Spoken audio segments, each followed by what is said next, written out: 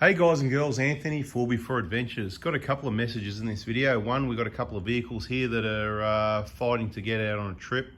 We're going to have a bit of a trip this Thursday that you might be you might be able to come along if you're in the area and you see this video in time. So it pays to subscribe and turn the bell on in case there's a trip or invitation near you.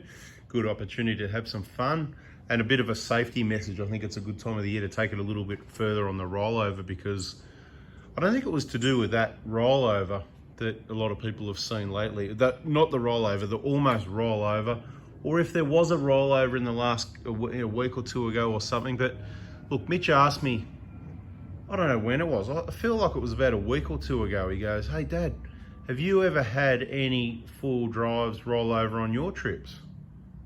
And I thought about it. I was about to say no, and I said, yes, actually, yes. You could say two or almost two. So close to two. Actually, there's a third one I could think of that I could say almost three. But so let's talk about those. But before we do, let's just quickly mention day trip, Thursday. Yep, the first Thursday after Christmas, Boxing Day, whatever the date is. I don't know. I'm in relax mode.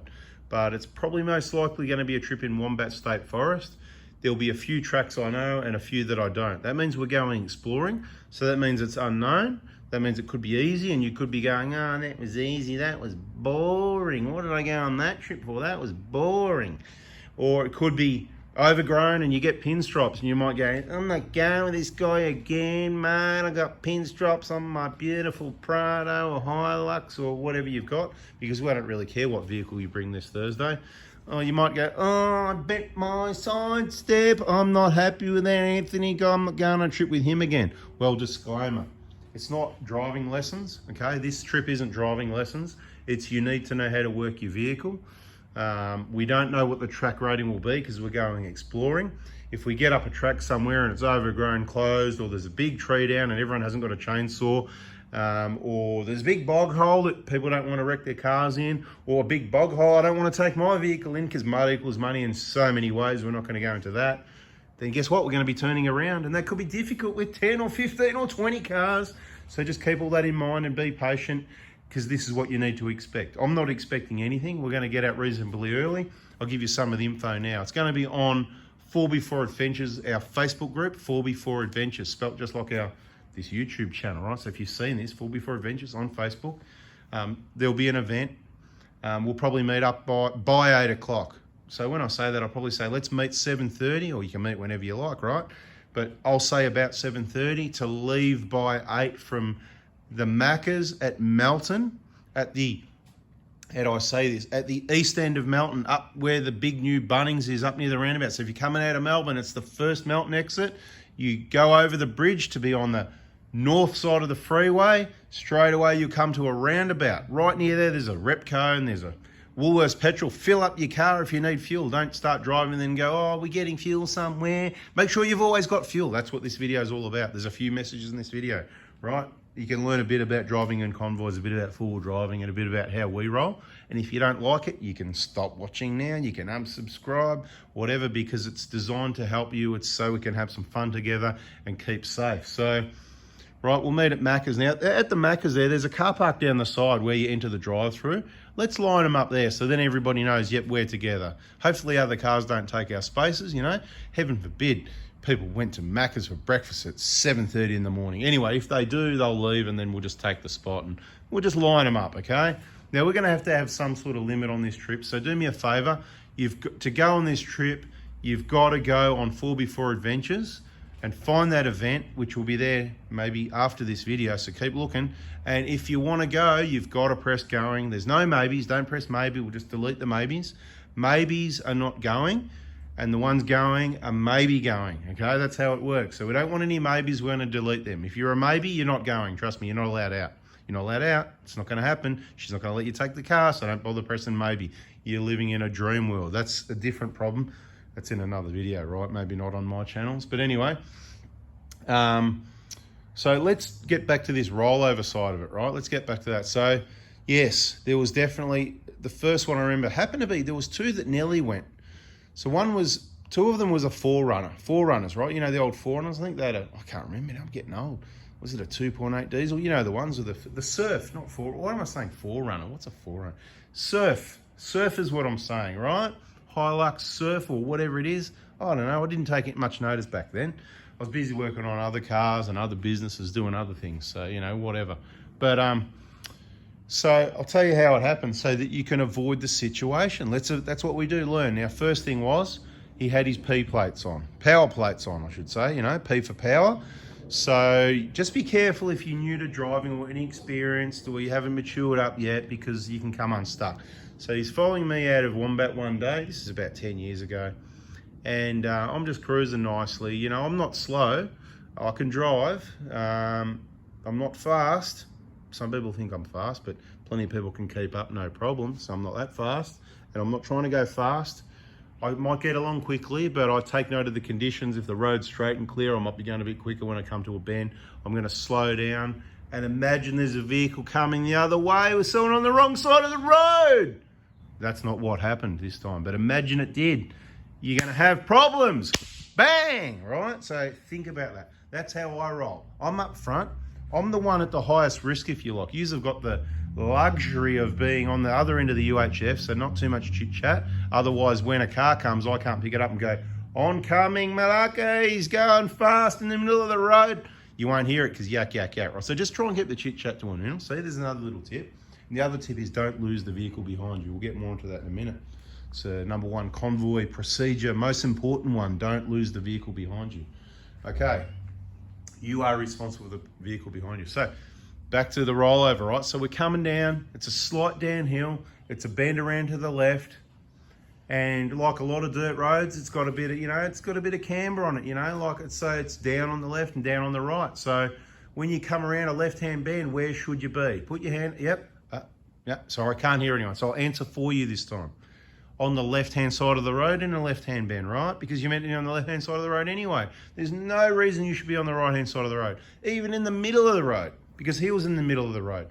And I'll give you some driving lessons. As you go past the middle of the road, if it's like curved, right? I want to put it in simple terms as well. The road's curved, it's like a banana, right? The high spot's in the middle, the lows at the left and the lows at the right. As you go, so there's a thing called momentum. The vehicle wants to keep going straight, right? It's momentum. To change that momentum, you're turning your steering wheel. Turn it too much, you lose traction, right? Understeer, back goes out, oversteer, whatever, right? That's getting a bit more technical. Some people get it. But the point is, he was obviously in the middle of the road. He went a bit further out. He's going a bit quick. I don't know if he hit the gas or the brakes or what, but what happened is the back came around on him. Yep. And he rolled it right in the middle of the road going around a left-hand bend. Luckily, probably only doing, look, I'll take a guess, it could have been under 60, somewhere around there. And he rolled the car with his missus in the car. They were in the car, lucky they had seatbelts on. So once you, look, I shouldn't say this, I suppose, but in low range, I need to be able to see what's going on the track a lot of the time. And I'm pulling myself up, using those grab handles, looking over the dash, left, right, up, down, to pick my line and that. So often I've got my seatbelt off at slow speeds to do this sort of thing. It's up to you. If you think you're going to drive off the side of the cliff and you're better off with your seatbelt on, you keep it on. But my opinion is, if I can't see, there's more chance I'm going to drive off the side of the cliff. You'd rather go off the side of the cliff with your seatbelt on or not go off the side of the cliff? Because that's my option, all right? So, but as soon as I go into high range, seatbelts on. If we're on a dirt road doing 30, 40, 50, 60 Ks, seatbelts on. That is the law. So keep your seatbelts on, right? You get my drift, people? Right, so lucky they had their seatbelts on. So they've rolled the vehicle, few rolls. I didn't see it. I'm like driving along and I hear something on the radio. Like I'm lost or, you know, whatever. And I'm like, whoa, I've stopped this. And what's going on? And he said, I rolled it. So his UHS car's upside down or something on its side, and he's found the mic and said, I've rolled it. So of course I'm going worst case scenario, so we quickly turn around. It was just the two of us at this point, everyone else bugged out. And we've gone back. They're okay, a few bruises and cuts and knocked around and a bit of surprise, bit of shock, all this sort of thing. I'll tell you the funny part now. You know, you got to be able to, you know, move on from it, and that's what we've done. We pushed it back onto its feet, started up, a little bit of smoke, and away you go, right? Drove away from there. It was a write-off. The car was wrecked, so bit of a sad day for a P-plater, possibly, I'm pretty sure, with no insurance, that sort of thing. So there's lessons to be learned on this channel, people. Please subscribe, turn the bell on. Another one We were coming out of Wombat one afternoon after coming down Oddie track, which is the diamond track. We found an Astra or Vectra down there. He was a walker, just thought he'd go for a drive a bit further. Anyway, we got the straps out and everything and pulled him up off the hard section of the track where we was all hung up. What were you thinking? Anyway, we got him out of there. We went down that track and then we're cruising along out Lertadug Road. It's a little bit windy. And of course, once again, I'm just driving at a safe speed, allowing for oncoming traffic with my headlights on. There's another tip, so watch and listen till the end, because I'll tell you what, safety, there's more cars out there. There's plenty of people in a hurry. They don't drive in the right place. The best thing you can do to protect yourself is expect that, have your lights on, and just be ready for anything, right? So we're cruising along. I'm not slow. I'm not going fast. I'm just cruising along. But these guys, there were about 4 cars behind me anyway. I'll just say these guys, it doesn't matter who it was at the time. Needless to say, I don't see them anymore, right? Anyway, they sort of probably thought I was going a bit slow. Again, it was a surf again. And they were doing this thing, you know, slowing down and to build up the gap in front of them. And then they'd take off and then they go fast around the bends, you know, like going fast, getting a bit sideways, having a bit of fun. Yeah, woohoo! You know what I mean? Doing this sort of thing. But the problem was, so that was the guy at the back, I think, right? And then the one in front of him, he noticed that he's disappearing and he turns up quick and then he's disappearing. This is a great idea. I'll do this as well, right? Well, so then now that we've got 2 of them doing it. And remember, you couldn't see around the bend that much, you know, it's a windy road. And one of them comes around the bend fast, having his fun, where the guy in front of him here was the one almost stopped, letting that gap in front of him build up. So how do you think that worked out? It worked out on the brakes. Then when you lock up, you go straight ahead. You no longer maintain that change of momentum with your steering wheel. Off the side of the embankment, which was a 45-degree drop-off, the car would have rolled. He was just so lucky. It went down the embankment about, I don't know how far, can't remember now, 10 metres, 10 metres, I don't know, and boof into a tree, the pillar right on the front of the passenger door there, with his young son in the vehicle. Not a good experience. Lucky they didn't get hurt. Lucky they didn't roll the car. Of course, we got all winches and that, pulled it back up the hill. He drove out of there. Once again, another surf a write-off because of inexperienced, silly driving. So please learn from these experiences instead of learning the hard way yourself, because it can get worse than that. And the only other one was one on a track one time. He sort of took the wrong line. Again, keep it pointing straight up the hill. The whole problem was he was turned, he was on a big angle, he had his lowest wheel at the back. It happened to be the right-hand rear. It was turned to the right in a hole, and it was rocking up right at the balance point, and someone jumped on that front bull bar and held onto it. It was up in the air anyway, and if it went, he would have just went with it. So kind of don't get yourself in that situation. Look at the track. If you come out with me, I'm going to say, now, look, this one's a bit, you need to do this, you know. So please be listening, please be concentrating. And if I say, you know, if we go out like on a day like Thursday, it's a bit unknown. At any given point, I will pass instructions through. Please pass it through the convoy. Make sure everyone understands. If you're not sure about something, don't do it, or please ask for help. It's real important. If you ask for help, if you're not sure, we'll stop, we'll park the car, we'll walk 10 cars back, and we'll get you through there.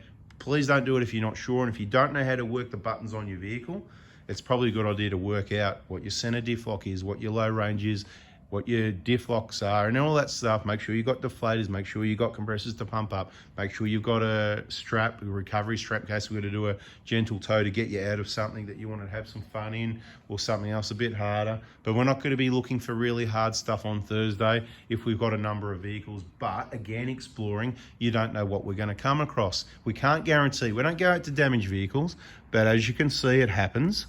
We can't guarantee it. There's underbody protection. There's get rid of those and buy some heavy duty side steps. So there's upgrades from there. I believe it all happens for a reason. Now, which one of these vehicles are we going to take on Thursday? Because this Hilux here, he's hanging out to go for a drive, but the 120 over here is also hanging out. They're both ready for action with the KO2s. So look, we've got to work that one out. I'm not sure yet. I think we're going to take the Hilux. Okay. But I'm not sure. You never know. So I think we've organised the trip. We've covered a few safety things. Really important.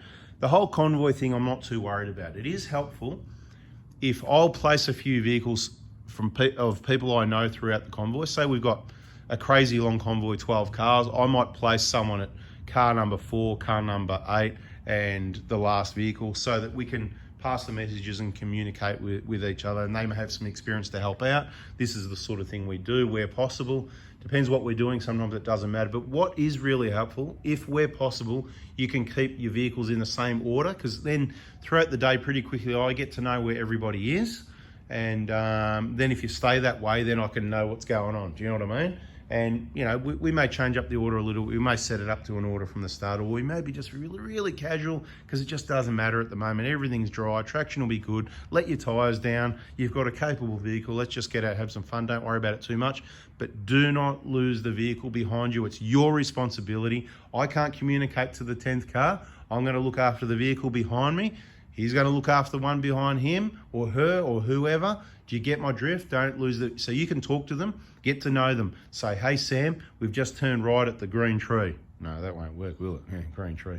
If you get what I mean, make sure they know, whether it's on the radio. You don't have to sit at the turn until they run into you, because that just causes longer delays by the time everyone... You know what I mean?